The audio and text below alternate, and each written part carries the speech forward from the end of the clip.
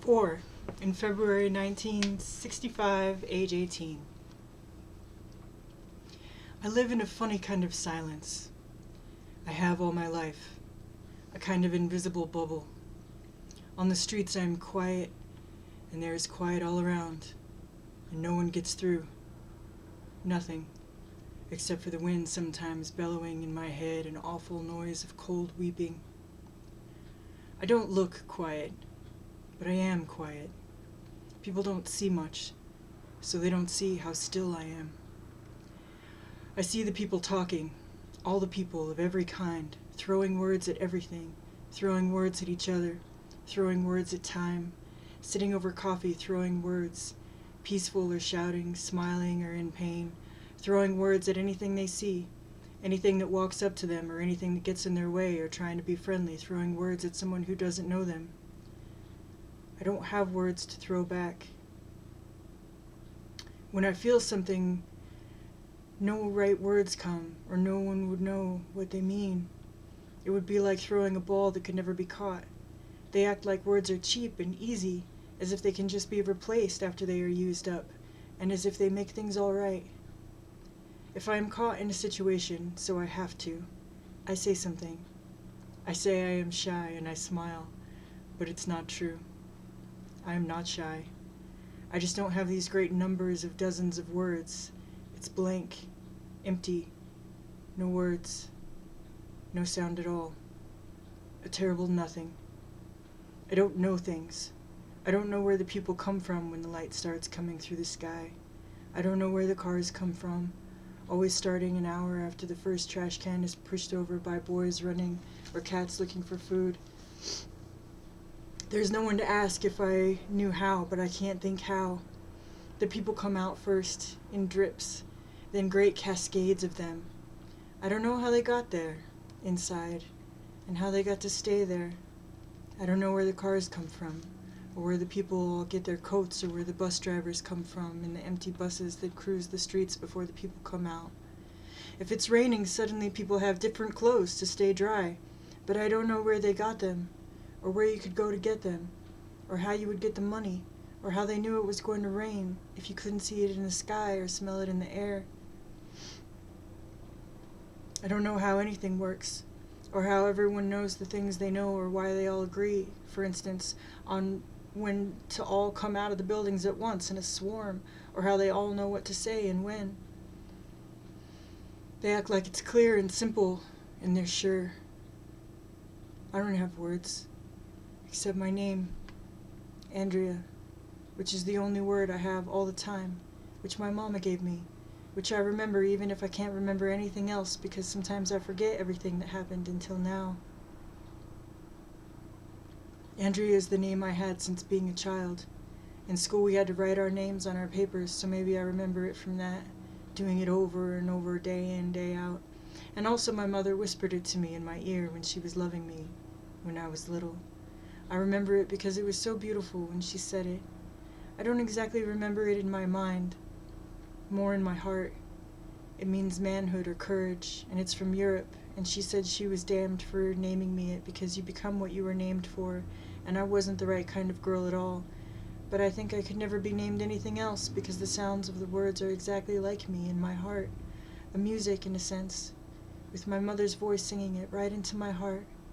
It's her voice that breaks the silence inside me with a sound, a word, my name. It doesn't matter who says it or in what way. I am comforted, as if it is the whisper of my mother when I was a baby and safe up against her in her arms. I was only safe then in all my life, for a while, but everything ends soon. I was born into her arms with her loving me in Camden, down the street from where Walt Whitman lived. I liked having him there because it meant that once it was somewhere. It meant you could be great. It meant Camden was something. It meant that there was something past the rebel, this great gray man who wasn't afraid of America, and so I wasn't afraid to go anywhere, and I could love anyone, like he said. Camden was broken streets, broken cement, crushed gray dust, jagged, broken cement. The houses were broken bricks, red blood. I love brick row houses. I love blood red, wine red, crumbled into sawdust. We're dust too, blood red dust. It was a cement place with broken streets and broken bricks, and I loved the cement, and I loved the broken streets, and I loved the broken bricks, and I never felt afraid. Just alone. Not sad. Not afraid. I had to go away from home early to seek freedom, which is a good thing, because you don't want to be child for too long. You get strong if you go away from where you were a child. Home. People say it's home. You get strong, but you don't have a lot of words because people use words to talk about things. And if you don't have things, there's few words you need. It's funny how silence goes without having nothing.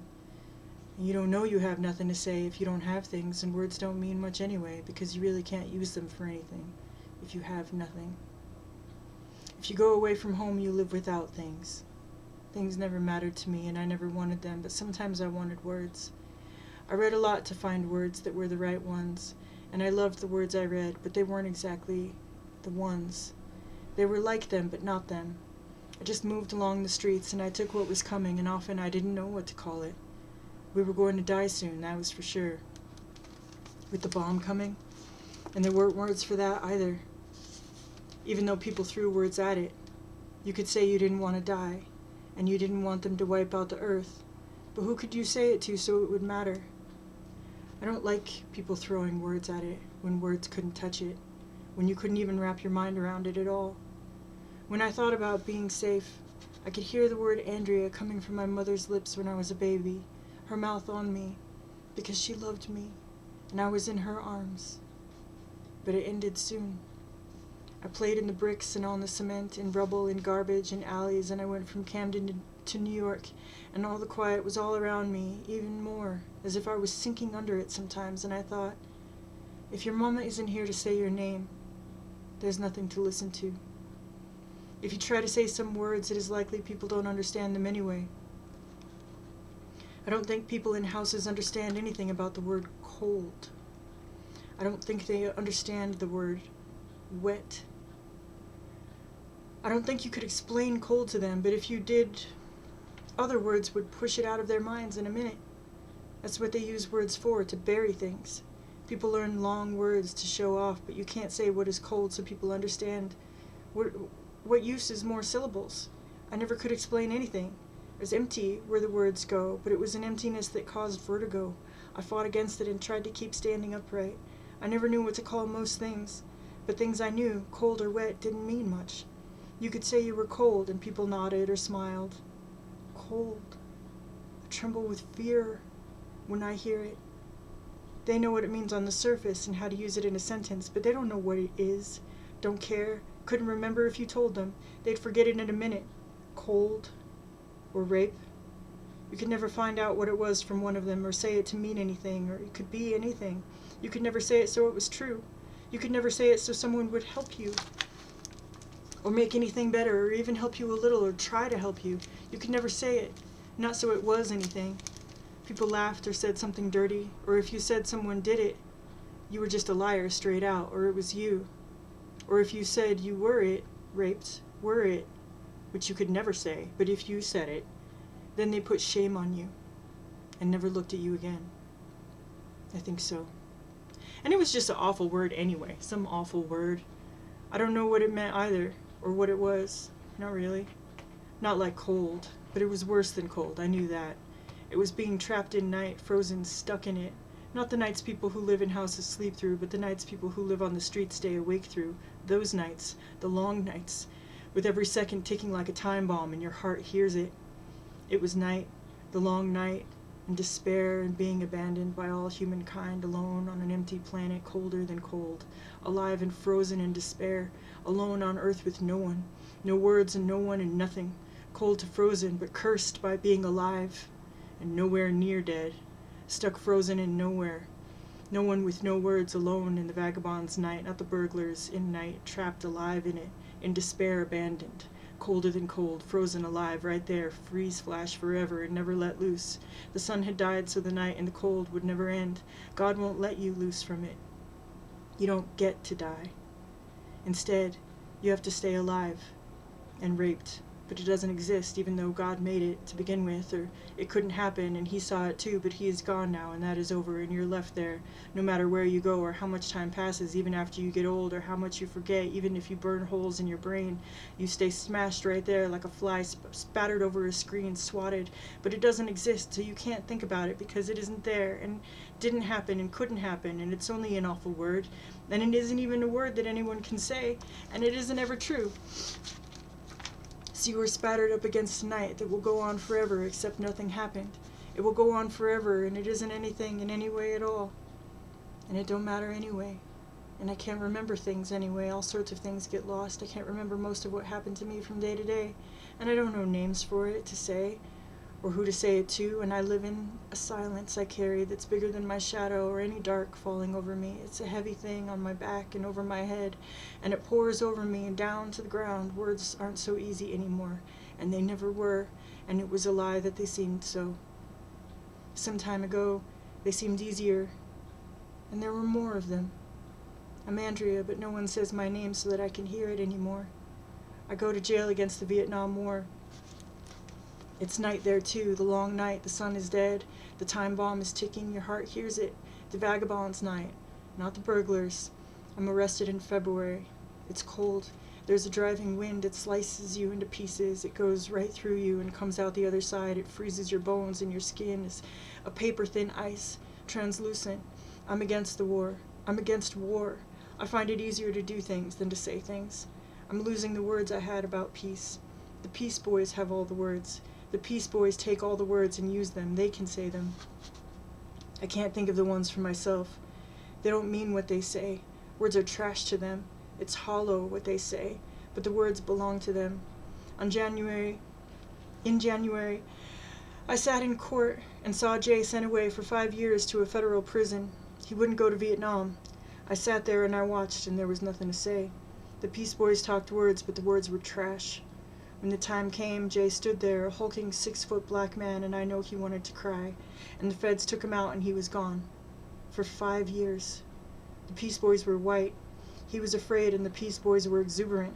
He didn't have words. He could barely say anything when the judge gave him his few seconds to speak after being sentenced or before, I don't know. It was all pre-decided anyway. I think the judge said 5 years, then invited Jay to speak, and I swear he almost fell down from the shock of the reality of it, and he mumbled a couple of words, but there wasn't anything to say. And federal marshals took him off, and his mother and sisters were there, and they had tears. Not words. And the Peace Boys had no tears. Only words about the struggle of the black man against the racist war in Vietnam. I couldn't stop crying through the thing, which is why I'm not sure just when the judge said 5 years, and just when Jay seemed like he was going to double over, and just when he was told that he could say something. And he tried, but couldn't really. I've been organizing with the Peace Boys since the beginning of January, working to organize a demonstration in the United States mission and to the United Nations. We're going to sit in and protest Adlai Stevenson fronting for the war. The Peace Boys wanted Jay to give a speech that they helped write, and it covered all the bases. Imperialism, racism, stinking U.S. government, but it was too awful and too tragic, and the Peace Boys went out disappointed that the speech hadn't been declaimed, but regarding the trial as a triumph. One more black man in jail for peace. I thought they should honor him for being brave, but I didn't think they should be jumping for joy. It was too sad. They weren't sad. You just push people around when you organize. Get them to do what's best for you. And if it hits you, what it's costing them, you will probably die on the spot from it. We have meetings to work out every detail of the demonstration. It's a way of thinking, precise, demanding. You work out every possible scenario, anticipate every possible problem. You have the right people at the right place at the right time. You have everything happen that you want to have happen, and nothing that you don't. And if something bad happens, you use it. I try to say things, but they just talk over it. If I try to say words to them about what we are doing, they don't hear the words. I think I am saying words, but I must be mute. My mouth makes shapes, but it must be that nothing comes out, so I stop saying things. I listen and put stamps on envelopes. I listen and run off addresses for envelopes into the mimeograph machine. I listen and make phone calls to people to get them to come to the demonstration. I have long lists, and I make the calls for hours at a time, but if I talk too long or say too much, someone makes a sarcastic remark, or if I talk too much about the war as if I am talking about politics, someone tells me that I'm not working hard enough. I listen and type letters. The Peace Boys scribble out letters and I type them. I listen and learn how to make the plans, how to organize. I take it in a serious way, for later perhaps. I like strategy. I learn how to get people to come and exactly what to do when, and it's what is important and how to take care of people and keep them safe or expose them to danger if that is our plan, which they never know. I learn how to make plans for every contingency. If the police do this or that, if the people going by get violent, if the folks demonstrating get hurt, if the demonstrators decide to get arrested, what to do when the police arrest you, the laws the police have to follow, how to make your body go limp in resisting arrest, how to get lawyers to be ready, how to get the press there, how to rouse people and how to quiet them down. I listen so that I learn how to think a certain way and answer certain hard questions, very specific questions about what will happen in scenario after scenario. But I am not allowed to say anything about what to do or how to do it or ask questions, or the words I do say just disappear in the air or in my throat. The old men really are the ones. They say how to do it. They do all the thinking. They make all the plans. They think everything through. I listen to them, and I remember everything. I am learning how to listen to, concentrate, think it hard as if writing it down in your mind. It is not easy to listen. The Peace Boys talk and never listen. The old men do it all for them. Then they swagger and take all the credit while the old men are happy to fade into the background, and so the movement looks virile and young. The Peace Boys talk, smoke, rant, make their jokes, strum guitars, run their silky white hands through their stringy long hair. They spread their legs when they talk. They spread out. Their legs open up and they spread them wide, and their sentences spread all over, and their words come, and their gestures get bigger, and they get half-erect cocks all the time when they talk. The denim of their dirty jeans is pulled tight across their cocks because of how they spread their legs, and they always finger themselves just lightly when they talk, so they are always excited by what they have to say.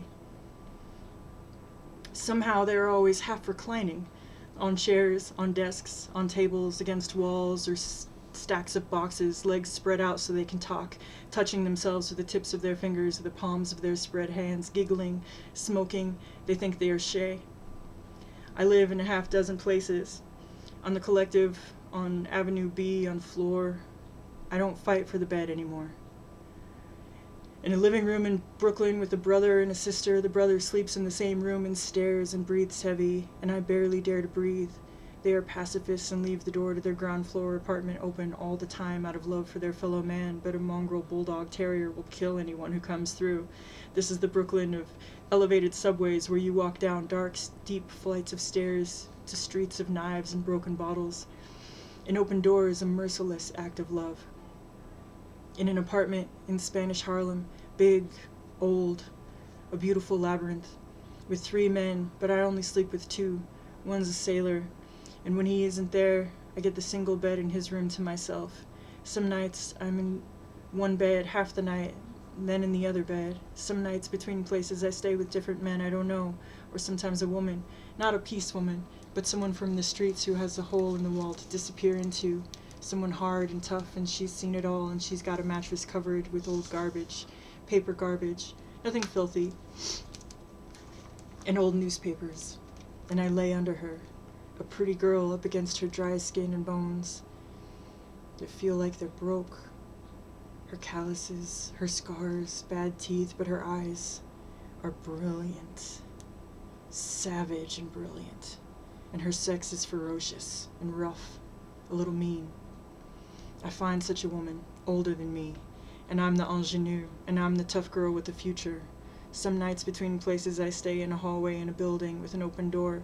Some nights between places I'm up all night in bars with nowhere to sleep and no one I'm ready to go with.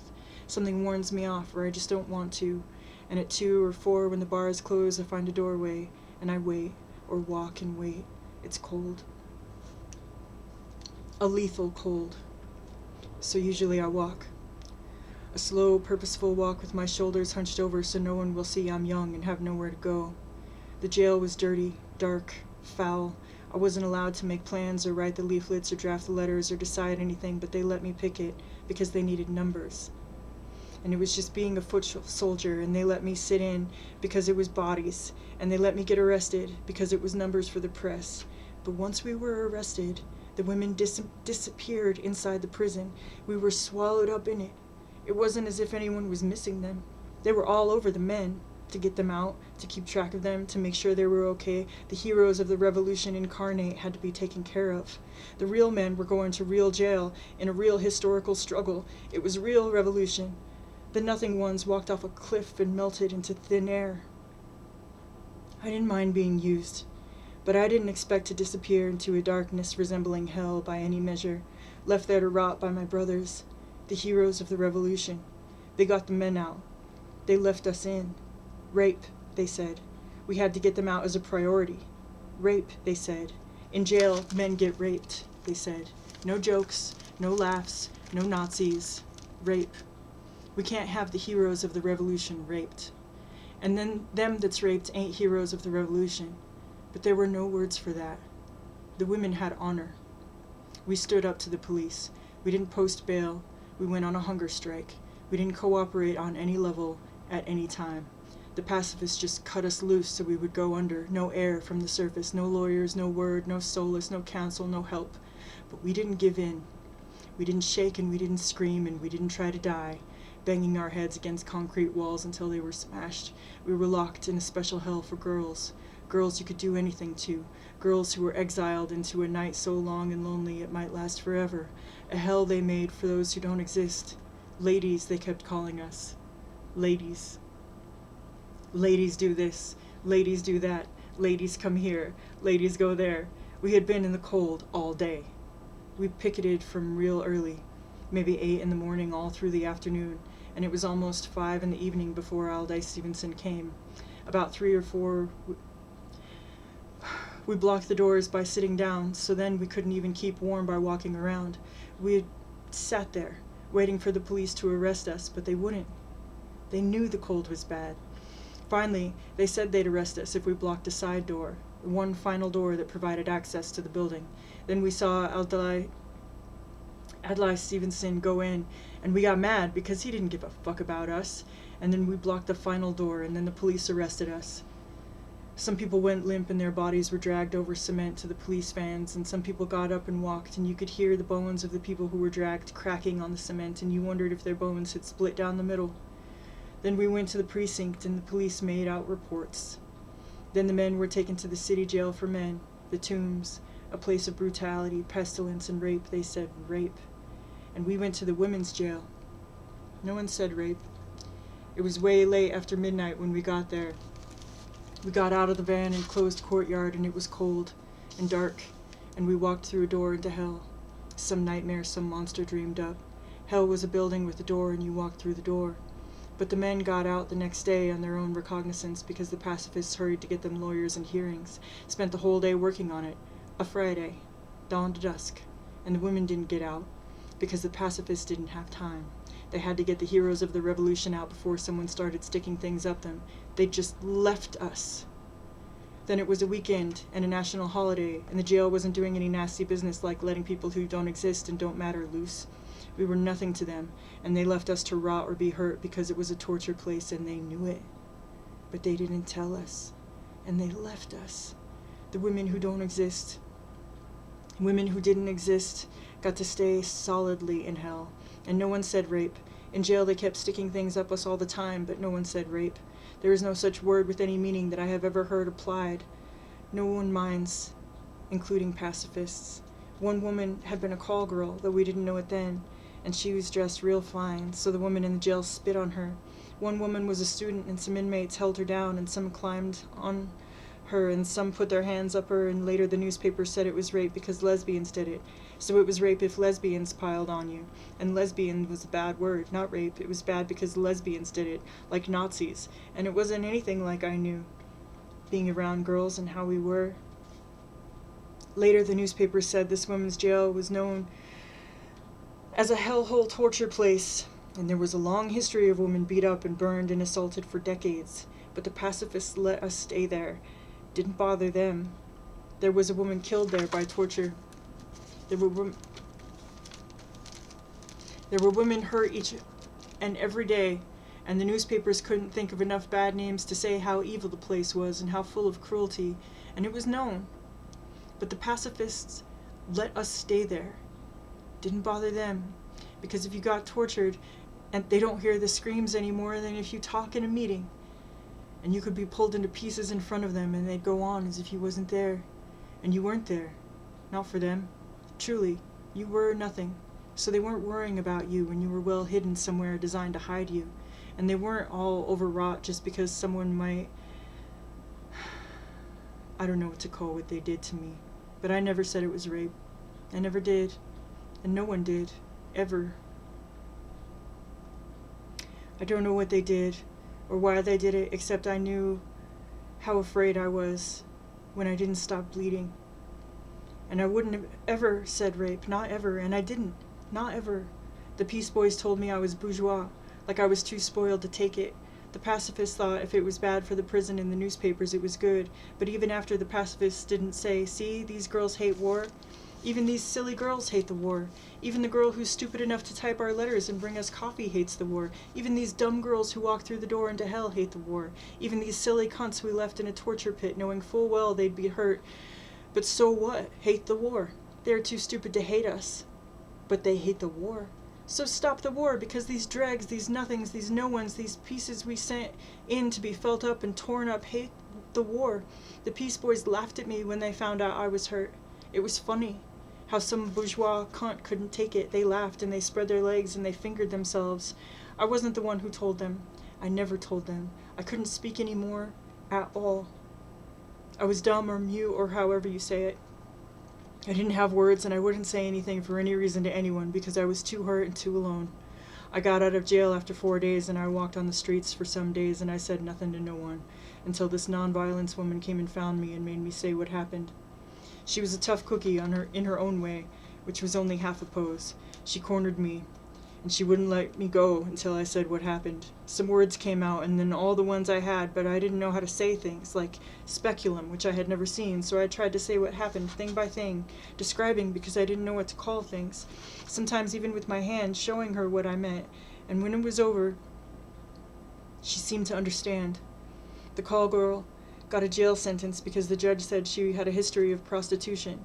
The pacifists didn't say how she was noble to stand up against the war, or how she was reformed, or any other bullshit. They just all shivered and shook when they found out she had been a call girl, and they just let her go, quiet, back into hell.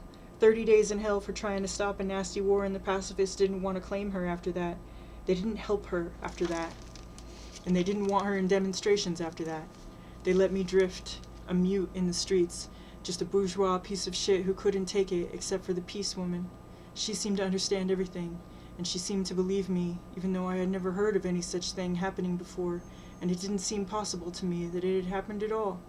She said it was very terrible to have such a thing happen. I had to try to say each thing or show it with my hands because I couldn't sum up anything or say anything in general or refer to any common knowledge, and I didn't know what things were or if they were important, and I didn't know if it was all right what they did to me or not because they did it to everyone there, who were mostly whores except for one woman who murdered her husband, and they were police and doctors, and so I thought maybe they were allowed to, even though I couldn't stop bleeding, but I was afraid to tell anyone, even myself. And to myself I kept saying I had my period, even after 15 days. She called a newspaper reporter who said, so what? The newspaper reporter said it happens all the time, that their women are hurt in jail. The newspaper reporter said it happens all the time there, that women are hurt, just so bad or worse, and remember the woman who was tortured to death, and so what? What was so special about this? But the woman said the reporter was wrong, and it mattered. So at first I started to suffocate because the reporter said it didn't matter, but then I could breathe again because the woman said it mattered. And it couldn't be erased, and you couldn't say it was nothing. So I went from this woman after this because I couldn't just stay there with her, and she assumed everyone had some place to go because that's how life it seems, in the main. And I went to the peace office, Instead of typing letters for the Peace Boys, I wrote to newspapers saying I had been hurt and it was bad and not all right. And because I didn't know sophisticated words, I used the words I knew, and they were very shocked to death. And the Peace Boys were in the office, and I refused to type a letter for one of them because I was doing this. And he read my letter out loud to everyone in the room over my shoulder, and they all laughed at me. And I had spelled America with a K because I knew I was in Kafka's world, not Jefferson's, and I knew America was the real country I lived in, and they laughed that I couldn't spell it right. The Peace Woman fed me sometimes, and let me sleep there sometimes, and she talked to me so I learned some words I could use with her. But I didn't tell her most things, because I didn't know how. And she had an apartment and wasn't conversant with how things were for me, and I didn't want to say, but also I couldn't, and there was no reason to try. Because I'm me, not her in her apartment. You always have your regular life. She'd say she could see I was tired, and did I want to sleep, and I'd say no, and she'd insist, and I never understood how she could tell, but I was so tired. I had a room I always stayed in. It was small, but it was warm, and there were blankets, and there was a door that closed, and she'd be there, and she didn't let anyone come in after me. Maybe she would have let me stay there more if I'd known how to say some true things about day to day, but I didn't ask anything from anyone, and I never would, because I couldn't even be sure they would understand, even her.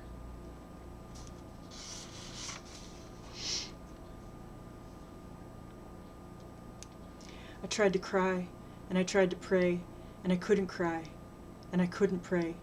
I was in God's world, his world that he made himself on purpose, on my knees, blood coming down my legs, and I hated him, and there were no tears in me to come, as if I was one of God's children, all filled with sorrow and mourning and whirled with his mercy. My father came to get me weeks later when the bleeding wouldn't stop. I had called and begged, and he came at night, though I had shamed them, and he wouldn't look at me or speak to me. I was afraid to tell the woman about the blood. At first, when she made me talk, I said I had my period, but when the bleeding didn't stop, I didn't tell her because a Peace Boy said I had a disease from sex and I was bleeding because of that, and he didn't want me around because I was dirty and sick, and I thought she'd throw me away too, so I said I had called my parents. If you tell people in apartments that you called your parents, they think you are fine then. My mother said I should be locked up like an animal for being a disgrace because of jail, and she would lock me up like the animal I was. I ran away for good, from all this place. Home. America. I can't think of no good name for it. I went far away, to where they don't talk English, and I never had to talk or listen or understand. No one talked, so I had to answer. No one knew my name. It was a cocoon surrounded by cacophony. I liked not knowing anything. I was quiet outside, never trying. Here, Andreas is a man's name. Andrea doesn't exist at all. My mama's name.